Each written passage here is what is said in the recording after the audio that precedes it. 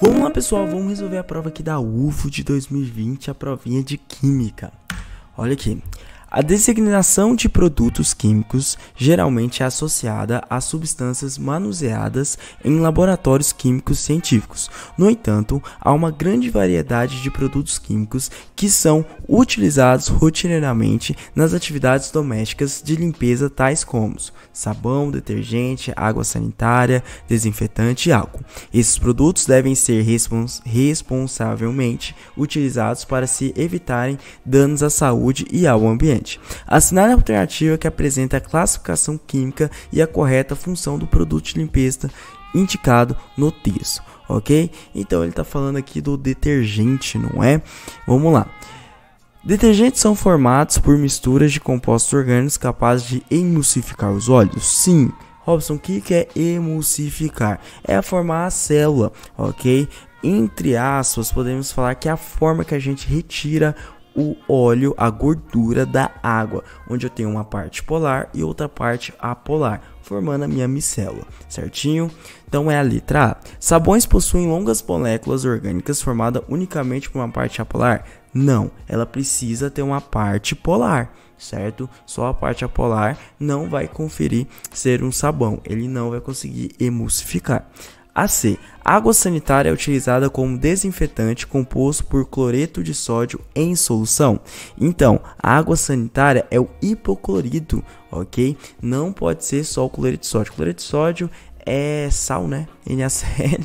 Então não é não. A D. Álcool de uso doméstico tem efeito bactericida e longas cadeias carbônicas pouco voláteis. Não, pessoal, é volátil, tá? É volátil, certo? Então é a letra A, certo? É o meu sabãozinho, perfeito? Vamos para a próxima questão? Questão 74. Os africanos, muito antes de ter seu território explorado pelos europeus no século XV, descobriram características do ferro que, após o advento da química e da Revolução Industrial, foram amplamente estudadas e exploradas científica e tecnologicamente. Na manipulação do ferro, os africanos depararam-se com características desse metal como... então tá querendo características do ferro. O ferro é um metal de transição, então ele vai ter características do quê? De ligações metálicas, certo? Então vamos lá. Baixa condutividade térmica? Não, né? Um metal ele vai ter uma alta condutividade térmica. Metais são bons condutores de calor e de energia, ok? Então, energia é a mesma coisa que calor, então ele tem uma alta condutividade térmica. O motivo desse metal alcançar altas temperaturas. B. Maleabilidade. Sim, ele tem maleabilidade. A ligação metálica tem essa característica, que é a capacidade que o metal deforme-se sem quebrar. O AB tá interessante. A C. Extração desse metal em estado puro, um dos elementos mais abundantes da costa. Estado puro, é difícil encontrar um metal no estado puro, ok? Então a C não. Dureza, sim, os metais têm dureza, pois esse metal é pouco resistente a ser arranhado por outros metais. Não, né? Eles vão ter dureza sim, certo? Então é a letra B, maleabilidade. E aqui embaixo eu coloco outras características da ligação metálica: o brilho próprio, ok? Elevados pontos de fusão e ebulição, uma densidade elevada, certo? Por isso que é a letra B. Vamos para a próxima? Questão 75. A Assembleia Geral da ONU instituiu 27 de janeiro como o Dia Internacional em Memória do Holocausto, marcando a data da libertação do campo de extermínio e de trabalhos forçados de Auschwitz e Birkenau pelas tropas soviéticas em 1985. O Holocausto, promovido por Adolf Hitler, levou ao genocídio de 6 milhões de pessoas entre 1933 e 1945, do quais o povo judeu foi a principal vítima. Além disso, o programa de extermínio da Alemanha nazista também caçou deficientes, negros, ciganos, homossexuais e comunistas. Para os nazistas, o modo mais eficiente de exterminar essa população em massa era utilizar um inseticida que, colocado em um compartimento de metal para ser aquecido, geraria vapor de gás cianídrico. Vapor de gás cianídrico. O que é isso, né? O vapor de gás cianídrico tem que vir do ciano, né? CN, né? CN, uma tripla ligação aqui. Mas vai precisar de mais uma, né? O carbono faz 4 ligações. Então, HCN, perfeito? HCN, ácido cianídrico, perfeito? Esse que é o gás. O gás liberado pelo aquecimento do inseticida com a finalidade nazista é o ácido cianídrico. Olha aqui, ácido carbônico? Não. HCl? Não. Ácido cianídrico e ácido cianídrico. Vamos ver se é a C ou a D. Gerava carência de oxigênio, tá? Por ser composto de hidrogênio, carbono e nitrogênio. Isso. Em uma molécula angular, com ligações intramoleculares covalentes e com uma fórmula representacional HCN. Certo? Realmente vai ter uma interação, certo? Covalente. Só que aonde é que tá errado? Na geometria. Essa molécula aqui ela é linear. Robson, por que essa molécula aqui ela é linear? Vamos lá.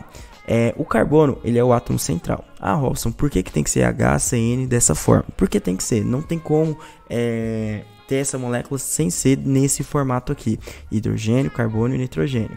Vamos lembrar, hidrogênio faz uma ligação, carbono 4, nitrogênio 3, certo? O carbono ele não tem pares de elétrons livres, ok? Ele está fazendo as 4 ligações. Então ele só pode ser linear.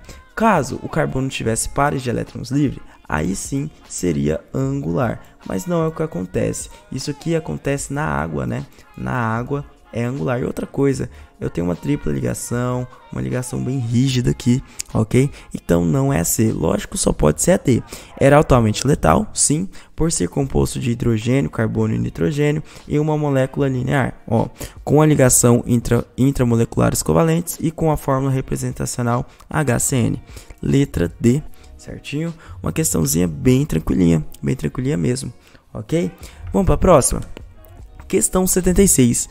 A droga ketamina, popularmente chamado de K, é um anestésico veterinário que está cada vez mais sendo utilizado e comercializado por jovens em baladas e festas eletrônicas. Estudos apontam que o uso dessa droga pode atrofiar o cérebro, gerar perda de realidade, alucinações, vômitos, fala arrastada, redução da função motora, taquicardia, hipotensão, depressão respiratória e em uso excessivo a morte. Geralmente a ketamina é vendida como uma mistura racêmica em quantidade estequiometricamente igual a dos estereoisômeros representados abaixo. Então eu vou ter dois compostos, né? E vai ser igual, ok? Esse isômero dele, né? Ok? Por quê? Porque vai gerar tanto o S, tanto o R. A ketamina, né, que deixa as meninas quietas. A substância ketamina vendida comercialmente apresenta carbono quiral, sim, e produz um desvio da luz polarizado para a direita. Ó, sim, pode gerar. Só que aqui eu tenho uma mistura racêmica, ele está falando que é estequiometricamente igual. Então tá gerando tanta S, tanta R. Isso aqui, sabe o que vai acontecer? Não vai desviar a luz polarizada. A Robson é R ou TS vai desviar. Olha aqui, pessoal. Essa questão da luz polarizada ser desviada na química está sendo algo um pouco em desuso, ok? Por quê? Porque tem moléculas que a gente analisa a molécula, a gente fala vai ser para direita e acaba sendo para esquerda, ok? O que está sendo mais utilizado? A posição, ok? Está sendo a posição de algum átomo de uma molécula para falar que ele é R ou S, por conta de enzimas, certo? Então acaba sendo melhor. Mas aqui não vai desviar não, tá? Não vai desviar porque eu tenho tanto S, tanto R na mesma proporção. Então não desvia. A B, isomeria óptica. Ok, posso ter um carbono quiral aqui. E não desvia a luz polarizada que incide sobre ela. Ó, essa B tá legal, hein? Essa B tá muito legal. Atividade óptica.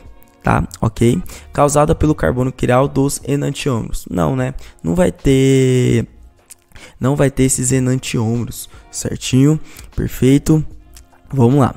Estereoisômeros. SE, sim, eu tenho estereoisômeros SE, que são opticamente ativos no produto. Não são opticamente ativos, ok? Então só acaba sendo a letra B, isomeria óptica. Perfeito? E não desvia. Por quê? Porque eu tenho uma quantidade igual, tanto do S e tanto do R. Perfeito? Vamos para a próxima? Questão 77. Uma questãozinha muito boa. Essa questãozinha aqui é o interessante, é porque a gente pode diferenciar algo que muita gente erra. De uma eletrólise, ok? O cátodo, que é o que reduz, ele é negativo, ok? E o anodo que oxida, ele é positivo. Mas aqui a gente está falando de uma pilha, né? E numa pilha, os polos, eles se invertem, perfeito? Então, o cátodo é o polo positivo e o anodo é o polo negativo. Isso aqui acontece. Mas essa questão aqui tem como resolver ela de outra forma, ok? Tem como resolver ela só analisando a equação global. Ok, vamos lá. Questão 77. As pilhas secas, como a representada na figura, são formadas por um inventório de zinco, separado por um papel poroso e por uma barra central de grafite, envolvida por dióxido de manganês, carvão em pó e por uma pasta úmida, contendo cloreto de amônio, cloreto de zinco e água. Aí ele coloca aqui a tampa de aço, a barra de grafite, polo positivo, polo negativo, o cátodo, olha aqui, polo negativo, o cátodo. Pasta, aí ele coloca o inventório de zinco, polo negativo, anodo. Ixi, peraí, rapidinho, eu dei uma confusão aqui, ó. Barra de grafite, polo positivo, cátodo, aqui, ó. Como é uma pilha, tá certinho, eu tinha falado errado, pensei que esse traço aqui tava falando do polo, ok? Certinho, vamos ver. Nessa pilha, o zinco funciona como anodo, ó, o zinco funciona como anodo, vamos lá, o zinco, ele funciona como anodo, ó, funciona. Perdendo elétrons. E o grafite funciona como cátodo. O grafite funciona como cátodo. Vamos lá, grafite. Envolvatório de 5. Barra de grafite como cátodo. Isso. Conduzindo elétrons para o dióxido de manganês. Resultando na reação global. Zn mais 2. Aqui o dióxido de manganês. Mais 2 amônias. Gerando o zinco aquoso. Mais o trióxido de manganês. Mais amônia. Ó. Legal, legal, guarda essa aqui. O grafite funciona como cátodo. O grafite funciona como cátodo? Isso. Conduzindo os elétrons para o cloreto de zinco. E o zinco funciona como anodo, perdendo os elétrons, resultando na reação global. 2 dióxido de manganês, mais 2 amônia, mais 2 elétrons. Não pode ter elétrons na reação global. Então a B não pode ser, ok? Vamos para C. O cloreto de amônio funciona como um eletrólito, permitindo o fluxo de elétrons, e a pasta de zinco participa da reação formando gás carbônico, resultando em uma reação global por zinco, mas não. Uma reação global tem que ter um oxidando e o outro reduzindo, ok? Se isso aqui não acontece, se eu tenho só de um elemento, isso aqui não vai funcionar, além de ter o elétron aqui também, certo? Então não pode ser essa letra C.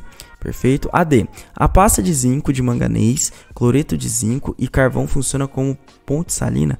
Meu Deus, uma ponte salina cheio disso aqui. Pra que serve uma ponte salina?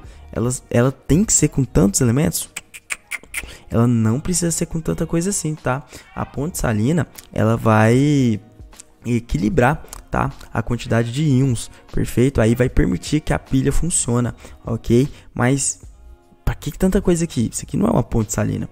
E o inventório de zinco com anodo, resultando na reação global. Zinco mais 2 dióxido de manganês, mais o cloreto de amônio, cloreto de zinco, mais 2, mais o trióxido de manganês, mais a amônia, ok? Pode ser a D? Não pode, né? Essa ponte salina aqui tá muito ruim. Logo, só pode ser a letra A. Perfeito? Tranquilo? Questão 77, uma boa questão sim, ok? Vamos para a próxima? Questão 78, olha, uma questão laboratorial, ok? Vai falar sobre a fenolftaleína, uma boa questão. Em uma aula experimental, a professora de química propôs a seguinte atividade. Etapa 1, adição de 150 ml de água em um becker. Etapa 2, adição de algumas gotas de fenolftaleína. 3, adição de algumas gotas de hidróxido de amônio, solução de amônia. 4, registro do resultado do seu caderno. Então, olha aqui. Eu tenho 150 ml de água, adicionei fenolftaleína, adição de algumas gotas de hidróxido de amônio e registro o resultado. Então ele vai ficar assim, ó, ele vai ficar rosinha, ok? Por quê? Porque o hidróxido de amônio é básico, ok? E uma base na fenolftaleína, nesse indicador de pH, ele fica rosinha, certinho? É isso que vai acontecer na etapa 1. Etapa 2, a solução anterior, adição de uma pequena quantidade de sal de nitrato de amônio.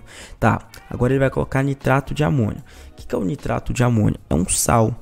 E esse sal é básico, é um sal neutro ou é um sal ácido? É um sal ácido, ok?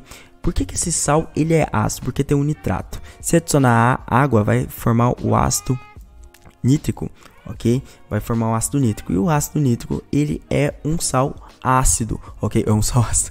É um ácido forte, ok? Se ele é um ácido forte, isso daqui é um sal ácido. Na adição dele, e quando ele agita o bastão de vidro, vai ficar branco novamente, né? Transparente, perfeito? Por quê? Porque o pH dessa solução ficou ácido, mais para um neutro, né? Mas ficou bem ácido, perfeito? E depende da quantidade que ele colocou também, né? Da quantidade que ele colocou de hidróxido, a quantidade que ele colocou do sal, né? Mas foi isso que aconteceu.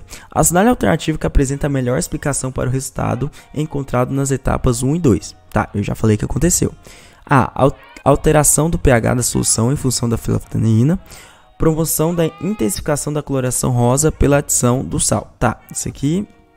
Peraí, intensificação da coloração rosa pela adição do sal? Não, né? Não. O sal, quem que é? O nitrato de amônio, ok? O hidróxido de sódio é a base. Então a A tá errado. A B, deslocamento do equilíbrio da reação da fenolftaleína na solução. Aumento da taxa de desenvolvimento da reação química e mudança do pH. Taxa de desenvolvimento da reação química? Vamos guardar ela aqui. Neutralização do efeito básico do hidróxido de amônio, sim, pela fenolftaleína. Modificação do pH da solução e deslocamento do equilíbrio químico. Tá, vamos guardar isso aqui também. Formação de uma solução rosa devido à presença da fenolftaleína. Isso. Alteração da coloração rosa após o deslocamento do equilíbrio. Sim, olha que a letra dela está bem mais completa, né? Porque vai ter essa alteração. Então logo só pode ser a letra D. Certinho? Vamos ver essas outras aqui. Deslocamento do equilíbrio da reação da fenolftaleína na solução. Aumento da taxa de desenvolvimento da reação química. Acredito que isso aqui deve estar errado, ok? A C, neutralização do efeito básico do hidróxido de amônio pela fenolftaleína. Aqui ó, neutralização do efeito básico. Isso aqui não acontece não é uma neutralização. A neutralização acontece quando coloca o nitrato de amônio junto com o hidróxido de amônio, ok? Então só pode ser a letra D mesmo, formação de uma solução rosa devido à presença da fenolftaleína e alteração da coloração rosa após o deslocamento do equilíbrio químico. Perfeito? Por isso que é a letra D. Vamos para a próxima? Questão 79.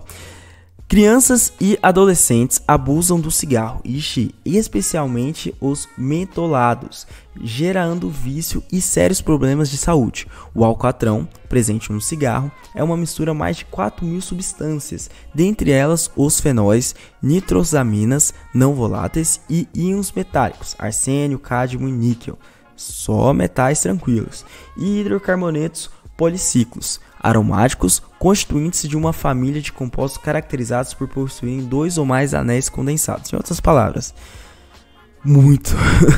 mas muito composto químico, né, que pode fazer mal. Da composição química do cigarro, indicada no texto, conclui-se que, em pequenas quantidades, o uso do cigarro é pouco prejudicial. Não, em pequenas quantidades já é prejudicial. Ok? As substâncias dos cigarros são inertes e formadas unicamente por materiais inorgânicos presentes no alcatrão. Não, ele falou de algumas substâncias orgânicas, ok? Nitrosaminas, ok? Perfeito. Hidrocarbonetos, olha aqui, ó. Então não, né? E não são inertes, tá? Eles não são inertes, eles reagem sim, tá? Inexistente limite seguro. Tá dizendo que não existe um limite seguro de uso, considerando-se a presença de substâncias cancerígenas e altamente tóxicas para a saúde. É o básico, né, pessoal? É o básico, é o senso comum. Por isso que é a letra C. A D. O alcatrão oferece baixo risco à saúde, lógico, de jovens e de adolescentes por ser uma mistura homogênea. Nada a ver, pessoal, nada a ver. A D tá totalmente errada, certinho? Ó, questãozinha pra você não errar, né? Questãozinha easy pra você não errar. Só se você for um fumante, né? E pensa que isso aqui não existe. Vamos pra próxima? Questão 80. A escala de acidez é conhecida como pH. Foi desenvolvida pelo químico dinamarquês Søren Peter Lauritz-Sørensen, enquanto trabalhava numa cervejaria em 1909. A acidez de uma cerveja à época era verificada por uma degustação como bem ácida ou pouco ácida. O pH ideal da cerveja varia entre 4,1 a 4,5 e o modo de regular a acidez é pela adição no preparo de ácido fosfórico e de bicarbonato de sódio, conforme o pH da cerveja desejada. Em casa, um estudante de química preparou uma cerveja cuja concentração hidrogênica era de 0,01 mol por litro. A cerveja preparada pelo estudante seria a época de Søren, vamos lá, classificada como bem ácida, tá, e imprópria para o consumo. pois resultaria em um pH igual a 2, excessivamente ácida para a cerveja. Tá, então a gente tem que achar o pH dessa concentração aqui de 0,01. Vamos lembrar da fórmula. pH é igual ao menos log da concentração, ok, de H+. E a minha concentração é de 0,01. Vamos lá. pH é igual a menos log da concentração de 0,01. Só que eu não vou escrever 0,01 não. Quantos zeros tem aqui? 2. Então, 1 vezes 10 elevado a menos 2. Ok? O que eu posso fazer aqui? Regra do tombo. Ok? Eu tenho um expoente e esse expoente vai cair para cá. Ok? Então, vai ficar como? Menos 2 vezes menos log de 1 vezes 10. Ok? 1 vezes 10, 10, né? Log de 10 na base 10 é quanto? É 1, não é? Logo isso aqui é quanto? Menos 2 vezes menos 1. Logo, menos 1 vezes menos 2 é 2. Então, o pH é igual a 2. Tá? Então, ele tem uma cerveja bem ácida, classificada como bem ácida. Isso, imprópria para consumo, pois resultaria em um pH igual a 2, excessivamente ácido para a cerveja. Isso, letra A. Vamos ver a B, ideal para consumo. Não, né? Tem que estar entre 4,1 e 4,5, não está ideal, certo? Pouco ácido. Não, né? 2 está bem ácido. Um produto com acidez elevada e próprio para consumo. Não está próprio para consumo. Para estar próprio para o consumo tem que estar 4,1 a 4,5. Logo é a letra A. Questãozinha muito tranquila mesmo. Só era necessário ter esse conhecimento aqui do log, do logaritmo, certo? Mas bem facilzinho. Pessoal, essa foi a prova da UFO de 2020 e até mais.